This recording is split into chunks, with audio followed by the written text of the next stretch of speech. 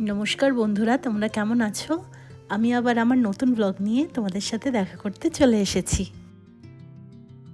সকালবেলা আমাদের বাড়ির সামনের পরিবেশটা ঠিক এরকম থাকে। এই যে আমার উচ্ছে গাছটা এবার জানলা থেকে উপরেই চলে যাবে, তা একটা ব্যবস্থা করতে হবে যাতে এ ভালো মতো গ্রো করতে পারে। আর দেখো, এটা হচ্ছে এখানকার শালিক পাখি। কালারটা দেখো কি আলাদা, কিন্তু ডাকা, হাঁটা, চলা, ওড়া সমস্ত শালিক পাখির মতোই। তো আজ সকালবেলা উঠেই আমার একদমই রান্না করতে ইচ্ছা করছে না, তাই আমি আমার হাজব্যান্ডকে বললাম চলো বাইরে থেকে কিছু কিনে নিয়ে আসি। তো আমি সকালবেলা রেডি হয়ে গেছি, আমি ওয়েট করছি আমার হাজব্যান্ড কখন আসবে আমাকে নিতে। তো চলে এসছে আমার হাজব্যান্ড, তো চলো যাওয়া যাক কিছু খাবার কিনে আনি।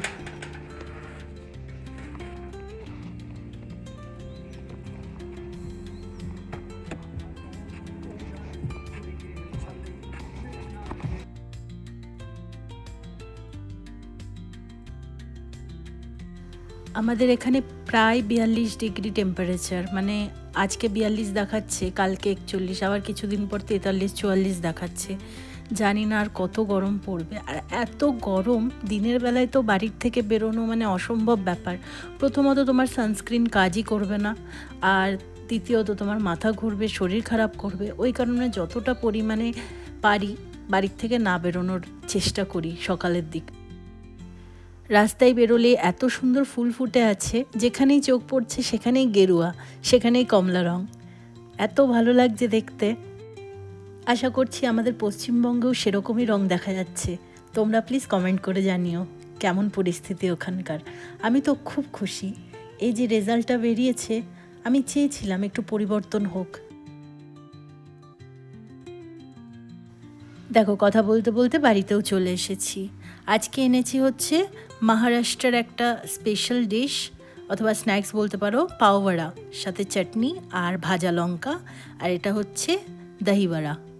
এটাও খুব ভালো খেতে, আর এই দুটো খেলেই তোমাদের পেট ভরে যাবে, আর কিছুর দরকার পড়বে না। আর একটা থামস আপ। বন্ধুরা, আমার খুব খিদে পেয়েছে, আমি খেতে গেলাম। টাটা।